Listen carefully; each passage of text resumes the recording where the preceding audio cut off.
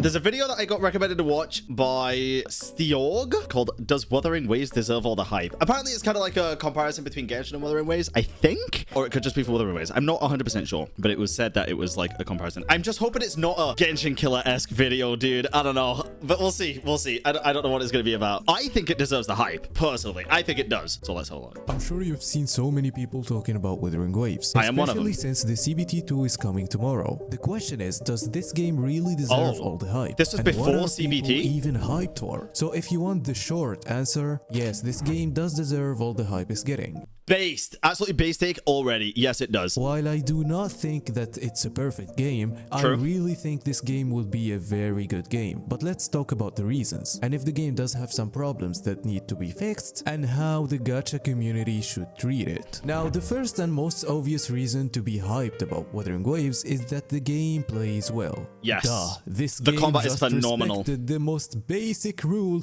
that a lot of modern gacha games aren't respecting, which is a good and fun gameplay. The gameplay in this game is simply good. Almost everyone agrees on this point, and this only can make people excited for a game. Even though the gameplay is good, Kuro Games said in their current dev update that they made more optimizations to the gameplay to make it smoother, which is also very interesting because they are really trying to make the gameplay as good as possible. Yeah, and it is. Also It feels expected amazing. something challenging from the game. And to be honest, for this point, I will say that the game isn't a Souls-like game. Maybe it has the same. I'll be 100% real with you. Dude, some of the boss fights do feel like a Souls-like game. And the endgame fights that I've seen so far, I've only seen one when we raided out yesterday. And it looks incredibly difficult. But like the last boss fight in the story felt like a Bloodborne boss. It did. It felt like a fucking Bloodborne boss, dude. Same type of boss fights, but the difficulty isn't going to be that high. And I don't know. Obviously, we don't know about with fully built characters and stuff, but some of the hologram bosses, dude, they look so difficult. They look on par with Souls game bosses. But I'm very used to Souls because I have like 9,000, 10,000 hours in the Souls series, so I don't find the bosses in Souls to be as hard as certain other stuff, just because I'm used to it. So I've got a tainted mindset on that. that's also what they said in the dev update. It's going to be simple, but not easy, so it's probably difficult compared to the other gacha games. But I think Souls is simple but not easy because it's the exact same thing. It's you perfect dodge or you parry or you die. That's literally the basis of Souls. And that's what it is in this game as well for the endgame bosses. But not as difficult as a Souls-like game. The game introduced so many ways to do combos with characters and this mechanic called echoes, which makes you use other... I do want to say as well, this guy said a minute ago that the game does what all games should fundamentally do that a lot of modern day gachas don't do, which is fun, engaging, and like well done, smooth gameplay. I don't know if it was talking about Genshin being one of those games that don't do that well, but here's the thing that I feel like with Genshin. I feel like Genshin does do that very well. Genshin's combat system is very intricate and well designed. It's just we have fuck all to use it on. We don't have the hard content to make the most out of it and use it to get the benefit and feel the benefit of the very well designed system. It just doesn't exist. mobs' abilities or maybe bosses' abilities. They also said that they are adding elusive echoes that will probably be rare and add a special type of gameplay. I don't know if it's gonna be mounts or something like that, but I'm not sure about elusive echoes. But also I hope shiny echoes. You can go shiny hunting, dude. Also, another fantastic thing, you can go in co-op members' worlds and endlessly farm echoes because like everybody can get echoes from everybody's world. It's not like, you know, like it in, well, I guess because it's more like artifacts, it does make sense. But like in Genshin, if you go to collect materials in other people's worlds, only one person can pick them up. In this game, if you go to farm echoes, when you kill something, everybody in the co-op has the chance to get an echo. It's like a client-side thing. So you can go like shiny hunting for echoes and go collect infinite echoes in other people's worlds. It just seems incredible. They seems are really good. A very good addition, and we will try it in the new CBT. Another really important thing is that this is a gacha game, and the gacha community is very hyped for a new gacha game. And this is probably the biggest gacha game that will come out. So normally the gacha community will be very hyped, and for I think with all my heart here, this is me being totally honest, I think this game has the potential to be the biggest gacha game released since Genshin. I'm not saying it'll be bigger than Genshin, but I feel like it has the potential to garner more attention than any other gacha game has since Genshin came out. Star Rail garnered a lot of attention, but that was mainly because it was a Hoyoverse game. Obviously, it's turn-based, so the target audience and the demographic for turn-based is by far just smaller, I would say, than it is for open-world RPGs. Not that that's a bad thing. I think they have their own competition and stuff as well, and their own way of doing things. Both games are fantastic. But with this being very similar to Genshin in terms of the broad scope of things, it being an open world gacha game with combat and intricate things and everything that it has, I think it has the potential to be the biggest gacha release since Genshin, honestly. Now the gacha system seems to be better than many other games, which also made people want to give it a try. And a huge factor is that the game is made by Kuro Games, the same developers of Punishing Gray Raven. Yes. Punishing Gray Raven is another gacha game that so many people like, and so many players think that it has 99 the best health bars. Gameplay out of every gacha game. While this point is debatable, we can all see how good the gameplay in this game is. And not only that, the game adds so much challenging end-game content for players to enjoy, so many good events, and it's very free-to-play friendly. So players expect that most probably these changes and additions will be implemented in Wuthering Waves. So this will make hardcore players that are coming from a game like Genshin Impact finally find what they wanted from a gacha game that is open world, that has a lot of similarities with Genshin. That's exactly what I was thinking, yeah. I do think that's going to be the case. There is so many people in Genshin. Listen, there's a large community of Genshin Impact players, chat, and YouTube comments as well. There's a very large community of Genshin Impact players. There's a lot of very casual players that'll just play for dailies, just play for the gacha, just play to pull the characters, or just play for the story. But there's also a large portion of people that really want to make the most out of the combat system and fight really difficult stuff and endgame stuff that's not Spiral Abyss. There's going to be a good amount of people go from Genshin to Wuthering Waves. And I feel like there's going to be a lot of people that end up playing both games, but I do feel like there's a lot of people that'll just straight up leave Genshin, because if the only reason they're playing is for like Spiral Abyss, why would they continue if they're going to get more fulfillment and enjoyment out of another game for it, you know? I really, really hope this makes Genshin add more endgame and more fun stuff and better things to do with the combat, because it's such a fundamental core feature of the game, the elemental reactions and everything, and it's so different to a lot of other games. We just need somewhere to make the most out of it. We'll talk about the Wuthering and Genshin comparison and how we should treat it as a community in the end of the video. But it's not a Genshin killer. I just think a lot of people are going to be going to and from each game. But Kuro Games also does listen to the players a lot. And we know that from the differences between the first beta and the second beta, dude. They redid 90% of the story. And when I say a lot, I mean a lot. They changed so many things in Wuthering Waves based on the players' opinions. In the beta, they changed 90% of the story, which we will talk about in a minute. They also changed the environment and the world, and as far as we've seen in the trailer, it looks promising, unlike what we saw in the first beta. They also improved the graphics. Same things go to the characters' design, because some characters got criticized by almost everybody in terms of design, and they changed I didn't know them. that. They even added a skip button for the story, which is... Well, yes and no, right? I think they added the skip button for everything but the main story, which honestly isn't a terrible way to go about it, because there's always going to be people complaining about, like, the story doesn't make sense, but they fucking skipped it. I didn't see a skip button for anything in the main story, but I saw it for everything outside of the main story. Something that I probably won't use personally if the story is good, of course, but we have to know that so many players do not care about the story, and they only want to play the game. Players were asking for a skip button in Genshin for years, to be honest. I will never understand the argument, by the way, for advocating against a skip button. If you just don't want a skip button, don't click the skip button. Let them add a skip button so people who want it can use it, and the people that don't want it don't have to use it. You're just being selfish, greedy, and fucking ridiculous if you're advocating against a skip button, to be honest. And here I'm not dumping on Genshin, I'm just trying to show how Kuro Games are better than a lot of other studios in terms of communication with players. Definitely. And they are still planning to fix more things in the game. Because again, tomorrow we are playing another beta, and that's another important point, which is Wuthering Waves finally reintroduced the meaning of a beta. Because for a very long time now, games are using beta tests just as an advertisement for their game, which is also true for Wuthering Waves, of course, but the other games only use beta for an advertisement, which changed the definition of a beta as just an early access for the game. That's not the case for Wuthering Waves, because they are really trying to make their game as good as possible before launch by You know, I feel like that's a really good point. A lot of game betas that I've played in the past couple of years have been pretty much finished products. Closed betas too, by the way, not open betas. Closed betas have been pretty much like a finished product. And a lot of the times, they do it so that people can release videos and stuff and sponsor people and get the name of the game out there. This game still does have a shit ton of issues, especially with the translation and stuff, but they know that and they're aware of that. So it is very important to realize the fact that they are treating it like a beta. They're wanting feedback and they're wanting to work on it to make it the best game possible. It's a very good point. Jiro, thank you for the raid, by the way. Thank you.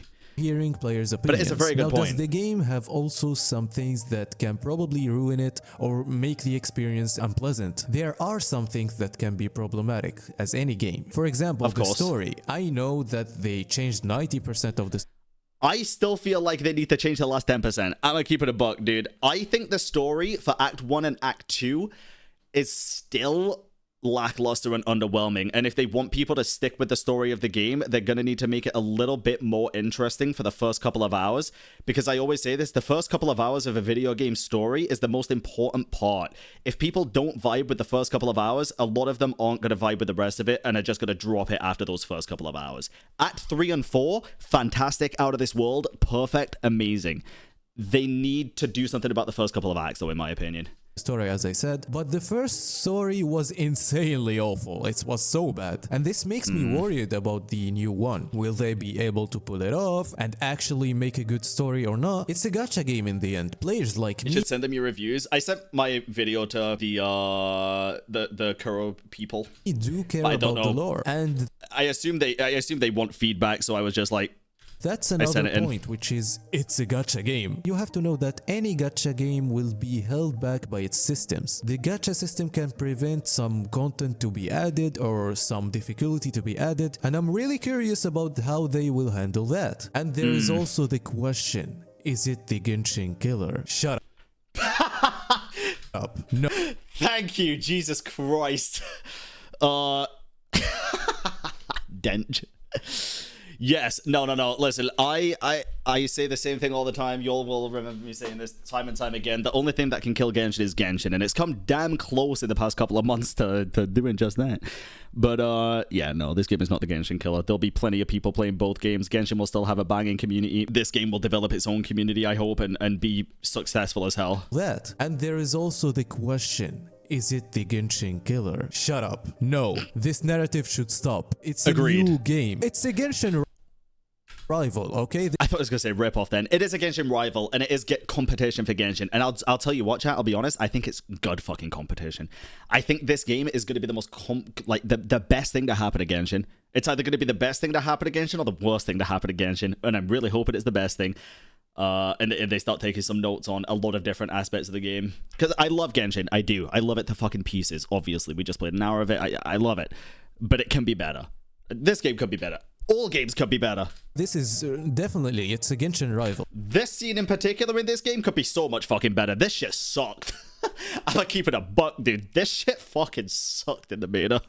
The driving felt horrible. The sound effects just disappeared. Like, this was unfinished. But a Genshin killer doesn't exist. Like, the community was really embarrassing with the Toph incident. Either people calling Toph the Genshin killer or... This was different in my opinion. Tower of Fantasy marketed their game in the worst way possible. Tower of Fantasy marketed the game as the Genshin killer. They said it was a Genshin killer, which is fucking stupid. Like, I'm sorry, I don't care what anybody says, dude. Marketing your game as the Genshin killer for it to turn out like TOF did is not it. Like, you better back your fucking claims up with something incredible if you're gonna market it as the Genshin killer.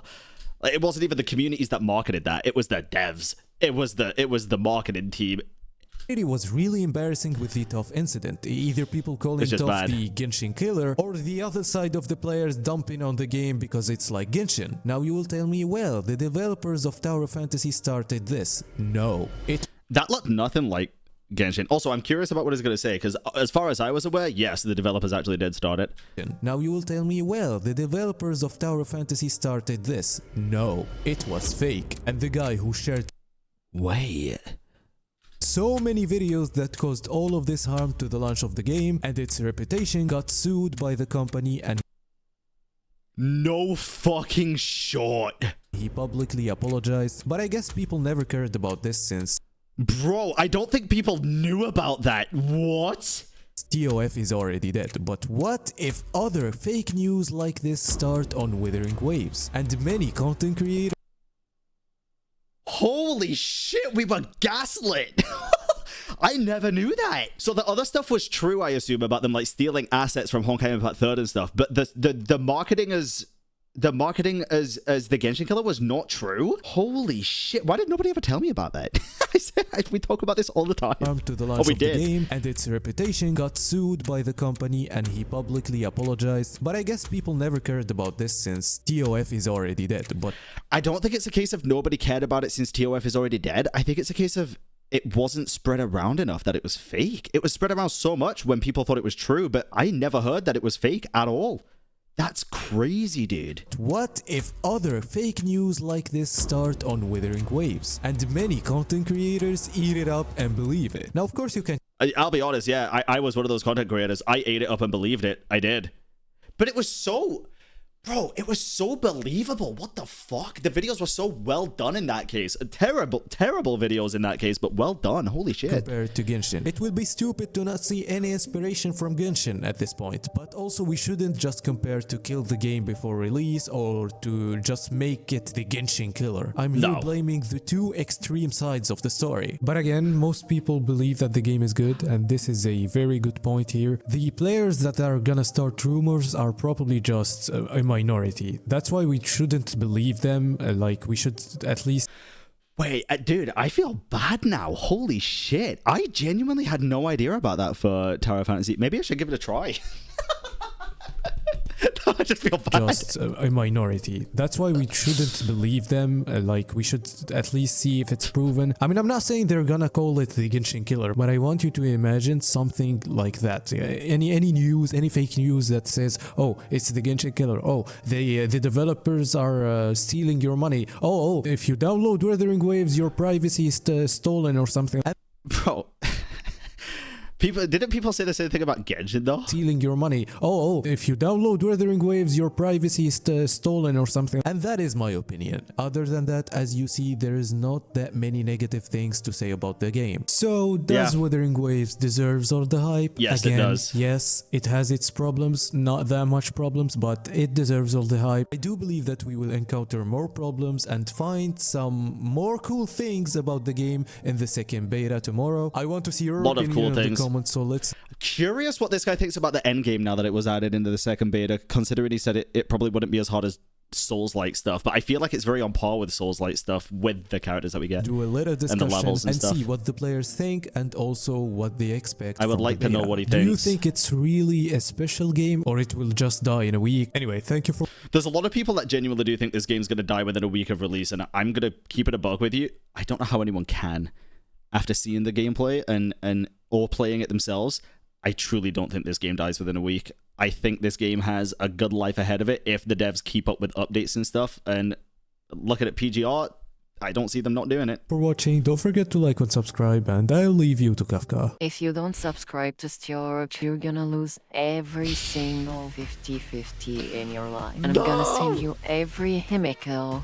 Oh god, fine, I'll sub. Also check his latest video, you'll love it. Jesus Christ. I'll sub. What the fuck? Yeah, I don't want that. Oh, he does have a new video. How good is the endgame in Wuthering Waves? Wait, this might answer the question that I just had. Hold on. Today, we're gonna talk about the endgame in Wuthering Waves. It's really challenging. Wait, but do I want spoilers for all the bosses yet? I guess I'm gonna fight them anyway, and I just won't pay attention to all the movesets. Fuck it, it's fine. In Genshin, do we have more content, and does it need fixes? So guys, this video won't have so much. I assume it's not going to go through all of them anyway. Yapping about endgame, and let's have a chat about it. So first, we have 3 modes of endgame. Tower of Adversity, which is, if you play Genshin Impact, it's basically the Abyss. Yeah, this sucks. Just to keep it a buck. I just don't like this style of gameplay. I don't like it in Genshin. I'm not going to like it in this game either. It's just Spiral Abyss. And then Death of Elusive Realm, which is a roguelike mode that works like a simulated universe. I fucking didn't know that was in the game. In HSR. And then the best one, in my opinion, which is Tactical Hologram, which is basically a very hard game mode. I never expected this gacha game to put it in, but it...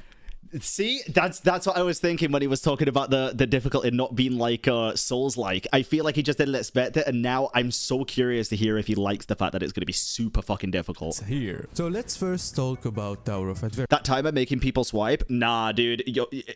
Not at all. In the hologram mode, the timer's the last thing on your mind. The biggest thing is you've got to dodge and parry, otherwise you get one shot.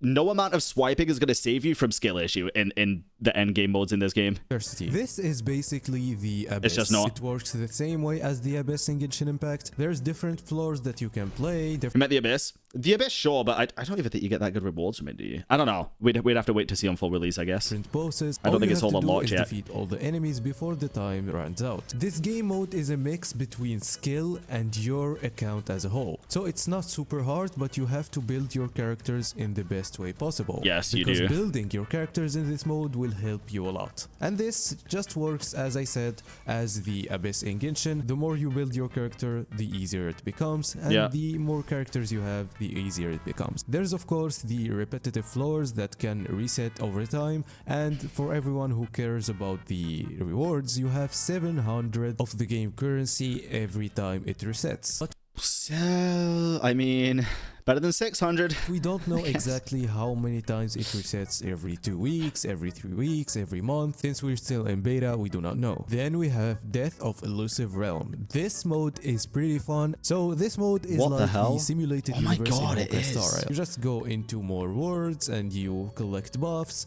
and your characters are gonna slap in the end. It has So, like I always said, I don't know if a simulated universe would work in Genshin.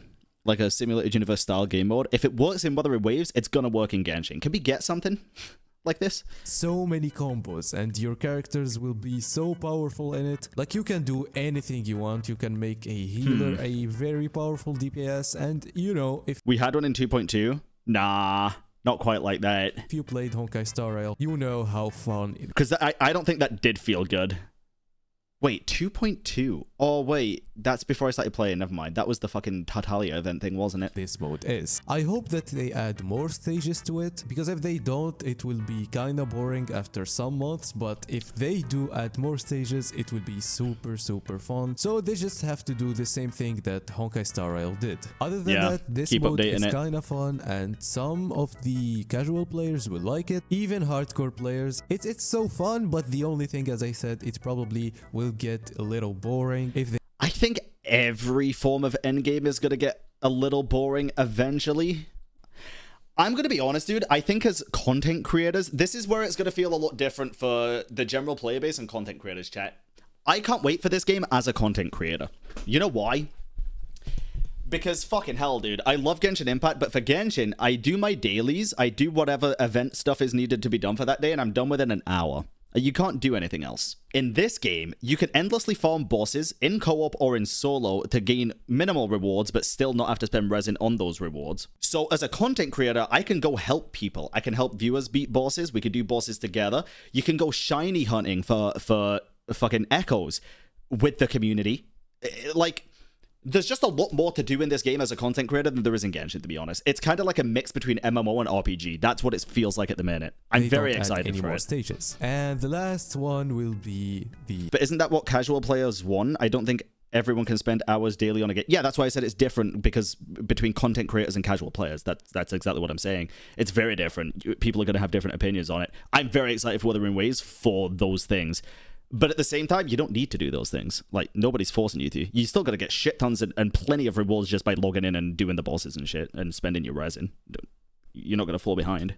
Tactical hologram. I said before that this game will not be a Souls-like game, which is of course true, because most of the content is harder than other gacha games, but not that hard. True. But when we talk about tactical hologram, oh boy. In this mode, you'll have to fight bosses that you already fought before in the world. But you have like 6 stages of these bosses. These bosses will have more skills, more patterns, and also more HP and attack. I really love this mode. The first difficulty won't be that hard, but then everything changes. This game mode heavily depends on your skills. You need to learn the patterns, you need to know how to dodge. This is the thing. No amount of perfect character building or wailing is going to save you in this game mode, dude. A lot of the attacks are literal one-shot attacks. If you don't parry it, you are dead. You are stun-locked forever. Like, people are saying this game's going to be pay to win. No, it's going to be skill issue. Sometimes the boss might take you 2 hours to beat if it's so hard. So many hard. Thank God they put this in the game, by the way. I just want to put that out there. Some people are saying, I see in chat saying, you think a lot of casuals might quit. This is just a form of endgame content. Like, casuals don't need to even worry about this. There's plenty of casuals in Genshin that don't do the Spiral Abyss. I don't think casuals will quit. I think they'll just do the content that appeals to them, which is perfectly fine for any video game. Hardcore players will love this game mode. Every single boss one-shots or two-shots you. They gain more patterns every time you increase the difficulty. But there is one problem with this mode. The first problem is we only have 4 bosses that we can fight in this mode for now, so it will take players like 3 months to beat all the game when it launches. But after that, I hope that they also add more bosses, because this is not a repetitive thing. Of course, you can fight the bosses however you want, but would you consider yourself a hardcore player? Right now in the beta, no. When this game releases, yes. I'm talking about the rewards. If you just fight the boss once and you beat it once, in every difficulty, you will get the rewards once. I do not have a problem with this, but I hope that they will add more bosses. Now, this is kind of obvious, because every time they add a boss, they will add a hologram. The question is, how many times will we see a new boss in the game? They need to put more stuff which casuals will enjoy, to be honest. I feel like simulated universe, as well as the story and all the other stuff in the game and the puzzles, will be enough for casuals to enjoy. If by casuals you mean the players that want to log on, do their dailies, and spend 30 minutes playing the game, I think that's more than enough, at least for a 1.0. And then events and stuff as well, for the patches, I think it's plenty for now. I mean, the only thing that hardcore players are going to have that's different to casuals is this game mode and Spiral Abyss. Actually, know if this is going to be a very good end game. Now, I didn't talk about the ecosystem. It's also super fun, but you can do it from level 1, unlike the other things that I talked about. This will be great for casuals too. Level 27 It'll be fun as hell, 30, I think. So, in general... But if the hardcores give rewards, the casuals go mauled. Let them. Well, I think the end game as a start for a gacha game, this is really good. This is insane. For a gacha game, I think this is the best end game at launch that we saw in any gacha game. Now, Kuro need to develop this end game more and more. They can add more modes, and they can improve the current modes that we have here. So that's basically it. I know so many people didn't get the beta access, so I wanted to share with you this experience. So yeah, it's very nice. You will know what will you play when it comes out. Anyway, thank you for watching, and I'll leave you to Kafka. If you don't subscribe to Stiorage, you're gonna lose. Dude, I like this guy's videos. This guy gets his points across very, very well. Let me link it for you guys, chat. Go check it out. I subscribed. Stiorg.